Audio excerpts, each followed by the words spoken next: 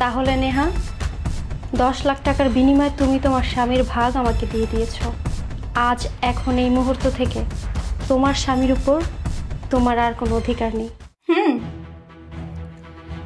আমি 10 লক্ষ টাকার বিনিময়ে আমার স্বামীকে তোমার হাতে তুলে দিলাম।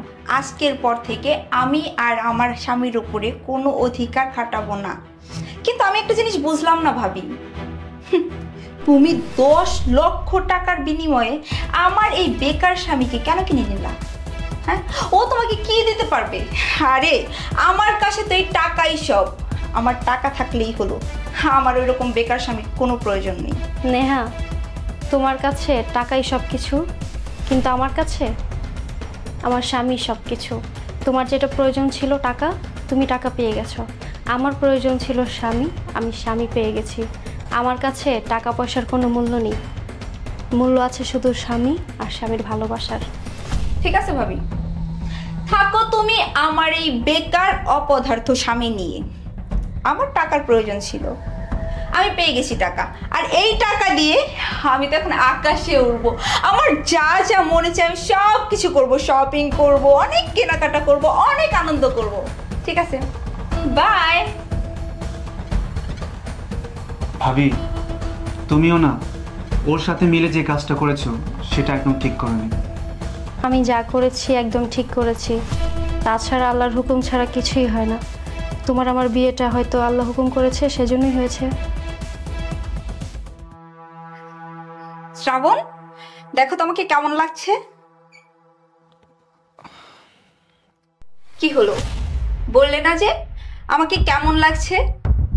দামি সানগ্লাস, দামি নেকলেস, দামি দামি গহনা আর দামি দামি শাড়ি, বলো আমাকে কেমন লাগছে এখন? তোমাকে আজকে অনেক সুন্দর লাগছে। অবশ্য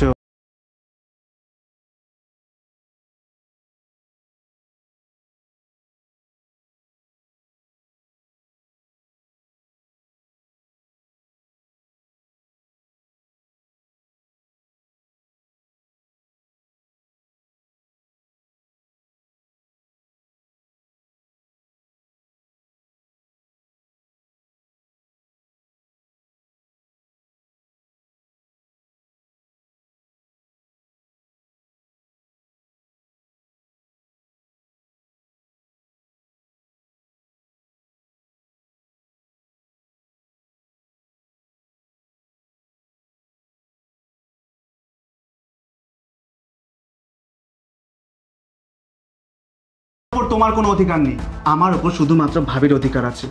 শোনো, আমাদেরকে যখন তখন ডিস্টার্ব করার জন্য তুমি এখানে আসবে না। কি বললে তুমি?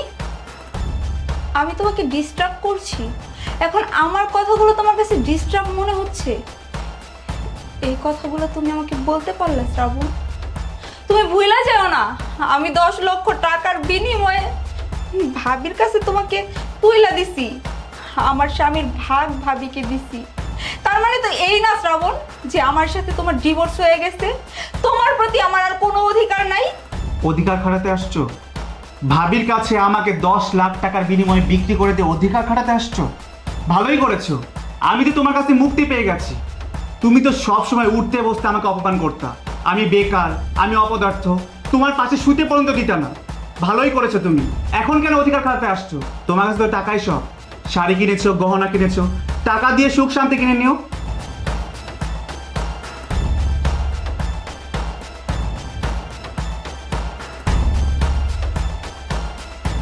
ভাইয়া। কি রে, তুই তুই কোথেকে আসলি?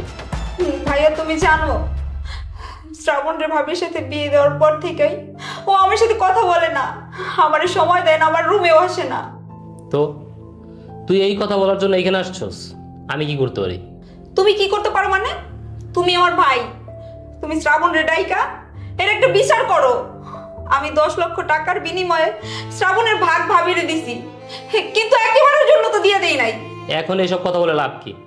তোরে তো আমি বারবার নিষেধ করছিলাম, বারবার বলছিলাম, তুই আমার কোনো কথা শুনছস? 10 লাখ টাকার লোভে তুই তোর স্বামীরে ওর ভাবির সাথে বিয়ে দিয়ে দিছিস, এগুলো তখন হবেই, এটা তো হওয়ারই কথা। আমি তোর বারবার নিষেধ করছি, তুই আমার কোনো কথা শুনস তাই এখন আমি কিছু করতে পারবো না।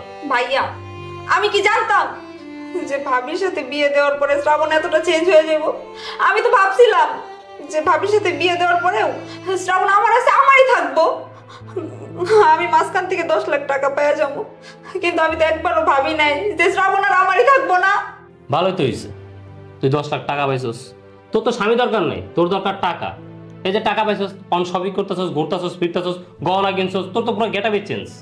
ভাইয়া তুমিও আমার এইভাবে বলতেছো? বোন রে, আমি তোর ভাই। পৃথিবীর কোনো ভাই চায় না তার বোনের চোখ দিয়ে পানি ঝরুক। আমি তখন তোরে বারবার নিষেধ করছিলাম, তুই আমার কোনো কথা শুনস নাই। প্রত্যেকটা মেয়ের জীবনে তার স্বামী হচ্ছে অমূল্য সম্পদ, যেই সম্পদ তুই হারাই ফেলছিস। এখন আফসোস করে লাভ কি? এখন চোখের পানি ঝরিয়ে লাভ কি বল? তখন তো তুই আমার কোনো কথা শুনস না।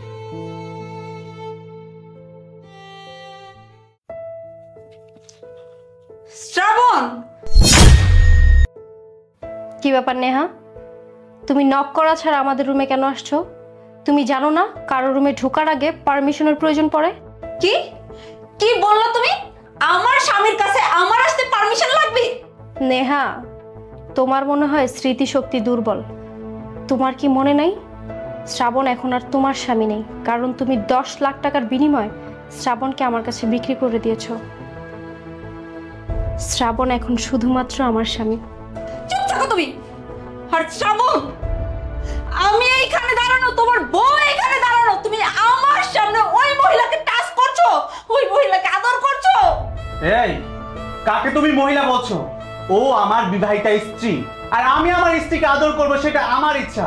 তোমার কেন জ্বলতেছে আমি সেটা বুঝতে পারছি না। আর ভাবি, তুমি কি লাজ লজ্জার মাথা খাইছো?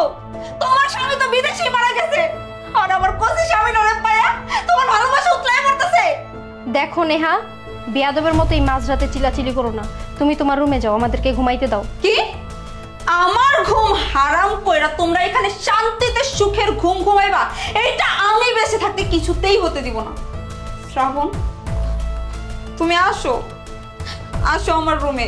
তোমাকে ছাড়া একা একা আমার ঘুম আসছে না। কি হলো, উঠে আসো। তোমার সাথে কেন আমি ঘুমাতে যাব? তোমার তো আমাকে প্রয়োজন নেই, তোমার তো টাকা প্রয়োজন। টাকা বুকে নিয়ে শুয়ে পড়ো, দেখবে শান্তিতে ঘুম আসবে। শ্রাবণ, তুমি এইভাবে আমাকে বলতে পারতেছো? তোমার না আমাকে জড়ায় না ধরলে ঘুম আসে না, এখন তুমি কিভাবে ঘুমাবে আমাকে জড়িয়ে না ধরে? আসো না শ্রাবণ, আমার না তোমাকে ছাড়া কিছুতেই ঘুম আসছে না। আমি তোমাকে জড়িয়ে ধরে ঘুমাতে চাই। আসো না প্লিজ শ্রাবণ। ও, আমাকে নিয়ে তোমাকে ঘুমাতে হবে? আমাকে ছাড়া তোমার ঘুম আসে না? বউ, তুমি এখানে বসো, আমি আসতেছি।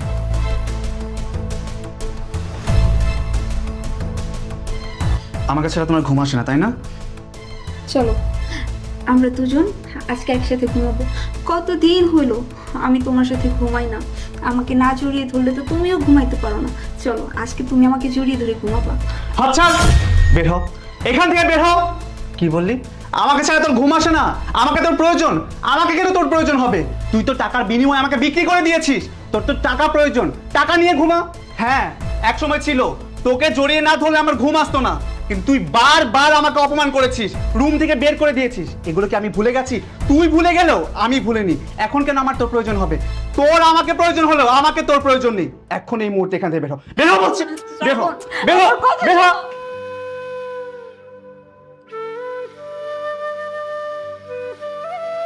ও, অনেক রাত হয়ে গেছে, চল আমরা ঘুমিয়ে পড়ি। ঠিক আছে, চলো।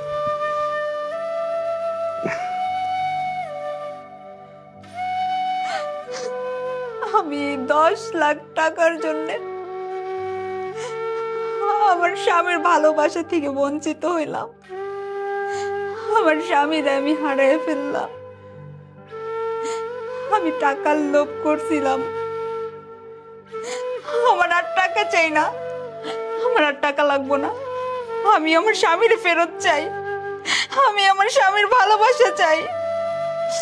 আমি লোভে পড়ে সামান্য 10 লাখ টাকার বিনিময়ে ভাবির সাথে আমার স্বামীরে বিয়ে দিয়ে দিচ্ছি। আমি ভুল করছি, আমি আর টাকা চাই না। আমার স্বামীরে যদি আমি পাশে না পাই, আমি টাকা দিয়ে কি করব? আমি আর এগুলা মানতে পারতেছি না। আমার স্বামী অন্য কারো সাথে সুখে সংসার করতেছে, আমার স্বামী অন্য কারো হয়ে গেছে, এটা আমি আর দেখতে পারবো না। আমি চাই আমি টাকা নিয়ে আসি, আমি টাকাগুলো এনে ভাবির টাকা আমি ভাবিকে ফেরত দিয়ে দিব। বিনিময়ে বিনিময়ে আমার স্বামীকে আমি ফেরত চাইবো। আমার স্বামীকে আমি কারো হাতে দিতে পারবো না। আমার স্বামী আমার।